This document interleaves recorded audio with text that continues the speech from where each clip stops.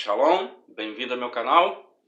Eu sou o pastor Eliezer e este é meu canal PR Eliezer Oficial. Quero pedir a você aí, se você quiser acompanhar os estudos, se inscreva no canal, adicione lá o sininho para que as notificações dos vídeos possam chegar a você assim que eu postar. Nós estamos com uma série de estudo acerca das profecias que são chamadas profecias messiânicas, profecias que apontavam para a obra e a vida do Messias. Ou seja, aquele que seria o Messias teria que cumprir essas profecias, que são mais de 300 profecias, das quais Jesus cumpriu quase todas elas, faltando algumas poucas para ele cumprir, quando ele vier ainda. A propósito, eu vou falar das suas duas vindas. Ele veio a primeira vez, mas também a palavra de Deus afirmava que ele viria uma segunda vez. E exatamente isso que os judeus não entenderam acerca dessas duas vindas e não puderam ver em Jesus esse candidato que cumpriu as profecias. Hoje eu vou falar sobre a profecia que fala sobre a traição que o Messias sofreria por um amigo íntimo, que todos sabem que foi Judas, tá? Mas algumas pessoas não sabem que havia uma profecia de que um amigo íntimo dele, que comia no seu prato, né, que vivia com ele o dia a dia, ia traí-lo. A propósito, né, a traição ela sempre vem de alguém que está bem próximo. Isso é uma realidade para nossas vidas. Quero ler o Salmo 41, versículo 9, que diz assim: Até o meu amigo íntimo, em que eu confiava, que comia do meu pão, levantou contra mim o calcanhar. Nós não sabemos que amigo íntimo é esse de Davi, mas ele tinha algum amigo que comia sua mesa, alguém que ele confiava que o traiu. E esse texto vai ser usado lá no Evangelho de João para falar acerca de Judas. Portanto, esse texto de Salmo, ele é um texto messiânico que se cumpriu na vida de Jesus. No Evangelho de João, capítulo 13, os versículos 18, 21 e 26, eu separei aqui, ele fala desse cumprimento, dessa profecia. Diz assim: Não falo a respeito de todos vós. É Jesus na última Páscoa, né? Na última ceia de Páscoa, e ele vai declarar abertamente que tem um traidor no meio deles. Jesus diz assim: Não falo a respeito de todos vós, pois eu conheço aqueles que escolhi. É antes para que se cumpra a Escritura. Ele vai citar o Salmo 41, versículo 9. Aquele que come do meu pão levantou contra mim seu calcanhar. Dita estas coisas, angustiou-se Jesus em espírito e afirmou: em verdade vos digo que um dentre vós me trairá. Respondeu Jesus: É aquele a quem eu der o pedaço de pão molhado. Tomou, pois, um pedaço de pão e, tendo molhado, deu a Judas, o filho de Simão, e Iscariote. Interessante, eles estavam em uma mesa em forma de U. Ao lado esquerdo dele estava Judas, ao lado direito estava João, e na outra ponta estava Pedro. E quando Jesus fala isso, Pedro faz sinal para João para que perguntasse a Jesus quem é o traidor. E na verdade todos eles não tinham a certeza da sua fidelidade a Cristo, que começaram a se perguntar: sou eu? Será que sou eu? Porque eles admitiam que cada um deles podia trair Jesus. Mas aí então João pergunta a Jesus, Jesus dá um sinal a João. João, ele fica sabendo de primeira mão. Até então os outros discípulos não sabiam que era Judas. E Jesus fala para João: é aquele que eu der o bocado de pão molhado no vinho. E em primeiro instante João então deve ter tomado um choque, porque a pessoa à direita, né, do anfitrião era aquele que era considerado a pessoa mais importante na mesa e recebia na Páscoa um pedaço generoso do cordeiro, ervas amargas um pedaço de pão molhado no vinho. Então João naturalmente pensou que seria ele em algum momento. Mas ele vira para Judas e dá esse pedaço de pão a Judas. Com essa atitude, Jesus estava demonstrando para Judas que ele era importante para ele. Mesmo Jesus sabendo que ele o ia trair, ele está numa atitude última com Judas, tentando dissuadi-lo da sua intenção de entregá-lo. Foi uma atitude de amor de Jesus, querendo ainda quebrantar o coração de Judas. Porém, Judas, ele não desistiu daquela intenção. Neste momento, Satanás entra nele. Nesse momento, ele foi entregue. Ele sai da mesa e vai procurar os sacerdotes e perguntar aos sacerdotes o que os sacerdotes daria a ele se ele entregasse a Jesus. E aí nós vamos ver mais adiante, na profecia de Zacarias, que vai se cumprir também, sobre as 30 moedas de prata que os sacerdotes estimaram o Senhor. Mas o que aconteceu com Judas? Quem era Judas? Judas era um discípulo de Jesus. Jesus chamou ele como discípulo. Judas era um judeu, como todo judeu nacionalista, que tinha o desejo ardente de ser livre do jugo dos gentios, no caso ali de Roma. E ele, a princípio, seguiu Jesus crendo que ele era o Messias. Nós precisamos lembrar que Judas foi usado por Jesus, quando Jesus conferiu aos discípulos poder para expulsar demônio, para curar enfermos. Judas estava no meio. Judas viu Jesus fazer milagres. Judas viu os sinais, viu os milagres, os prodígios que Jesus fez. Então isso deve ter no seu coração alimentado ainda mais aquele pensamento judaico de que o Messias seria um herói que os libertaria do jugo dos gentios e estabeleceria o seu reino no trono de Davi. Isso é uma verdade, isso vai acontecer. Mas a primeira vinda de Jesus, ele não veio para isso. Os judeus esqueceram das profecias de Isaías, por exemplo, que falava do servo sofredor. Primeiro ele viria como servo sofredor. E só depois, então, de fazer a obra expiatória, é que ele viria a segunda vez como esse herói, como esse Messias poderoso, conquistador, que viria para assumir o trono. Veja como isso estava tão incutido na mente dos discípulos, que mesmo depois da ressurreição de Jesus, mesmo depois de Jesus explicar tanto a eles, principalmente na última semana antes dele morrer, que ele precisava morrer para expiar o pecado, ressuscitar ao terceiro dia, como ele cumpriu mais uma profecia que se cumpriu em Jesus, lá em Atos 1:6, eles perguntam a Jesus, Jesus ressurreto já, e eles falam, Senhor, é nesse tempo que tu vai restaurar o reino a Israel? Aí Jesus fala, não vos compete saber os tempos e as estações que o Pai pré-estabeleceu pelo seu próprio poder. Então, mesmo depois, eles estão com a mesma motivação, o mesmo pensamento. Só depois da ascensão de Jesus, depois do Pentecostes, que eles começam a entender pelo Espírito Santo, e aí eles começam a pregar o Evangelho, como Jesus tinha falado que deveria acontecer. Então, o que deve ter acontecido com Judas? A gente não pode precisar exatamente o que estava no coração de Judas. Mas, ao meu ver, Judas se decepcionou ao longo do tempo com Jesus, quando ele começou a ver que Jesus não tomava nenhuma atitude como rei, como aquele que ia empossar-se no trono de Davi. Quando João Batista, por exemplo, foi morto, ele não fez nada a respeito, né? E ele começou a falar que ia morrer, que ia morrer, que ia morrer, apesar dele falar também que ia ressuscitar, mas parece que os discípulos também não ouviram a segunda parte.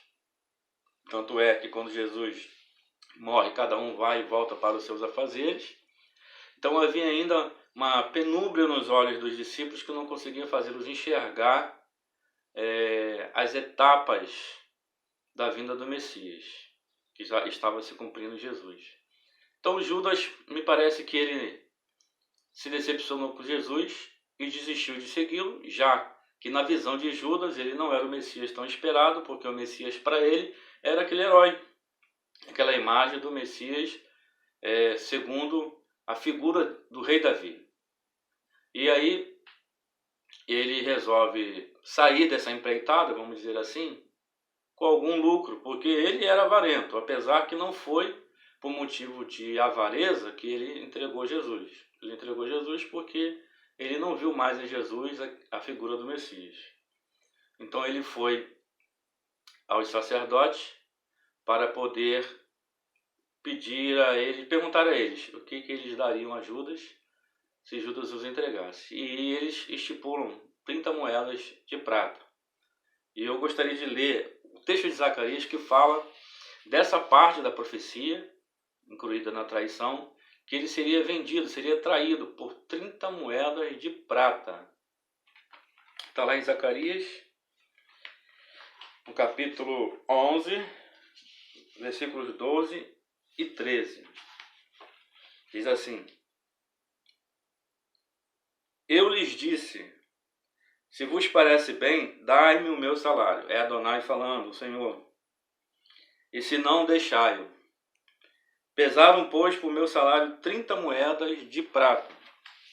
Agora o versículo 13 do capítulo 11 de Zacarias. Então o Senhor me disse, arroja isso ao oleiro, esse magnífico preço em que foi avaliado por eles, que fui avaliado por eles. É o Senhor falando. Eles avaliaram o seu Deus. Eles venderam o seu Deus. Eles traíram o seu Deus. Israel estava em pecado e não estavam valorizando esse Deus. Tomei as 30 moedas de prata e as arrojei ao olheiro na casa do Senhor. O valor em si não foi um valor aleatório. Eles escolheram o preço do escravo. Segundo o Êxodo 21, eles estavam avaliando Jesus com o mesmo valor que era avaliado um escravo, que era comprado um escravo. Então, para eles, Jesus não valia mais do que um escravo.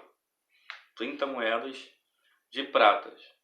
Eu vou ler o texto aqui que fala, em Mateus 26, 14 e 15, do momento em que Judas chega para o sacerdote e pergunta o que eles dariam a ele para entregar Jesus. Então, um dos 12, chamado Judas Iscariotes, indo ter com os principais sacerdotes, propôs, que me quereis dar? Eu vos entregarei. E pagaram-lhe 30 moedas de prata. Judas vai ao sacerdócio depois da ceia. Depois da tentativa de Jesus de dissuadi-lo dessa ideia de entregá-lo. Uma atitude de amor de Jesus. Por quê? Porque esse ato era feito para a pessoa mais importante na mesa. Quando Judas foi com os soldados para prender Jesus, Jesus chama ele de amigo. Jesus não tinha como inimigo. E Judas também não tinha Jesus como inimigo. E eu não acredito que Judas queria que as coisas terminassem do jeito que terminou. Tanto é que ele, remorçado, vai e devolve as moedas e vai se matar. Talvez ele tenha pensado que Jesus levaria uma surra, uma correção dos sacerdotes, e desistiria daquela ideia de ser o Messias. O Messias daquele modo. Então fica difícil você saber exatamente o que ocorreu naquela mente perturbada. E nós sabemos que ele se matou. Porque negar a Jesus, trair a Jesus, realmente traz um espírito de expectação, de juízo. E se a pessoa não se prostrar e realmente se arrepender, como foi o caso de Pedro, Pedro negou Jesus. Só que Pedro se arrependeu. Judas não se arrependeu, tá? Porque quem se arrepende, ele não vai se matar. Tá? Quem se arrepende, ele quer viver. Ele está preocupado com aquele que ele ofendeu. Ele não foi pedir perdão a Deus pelo que ele fez. Ele foi se matar. Então, gente, a profecia de Zacarias, ela é perfeita. Ela é perfeita. Em Êxodo 21, está lá o preço do escravo.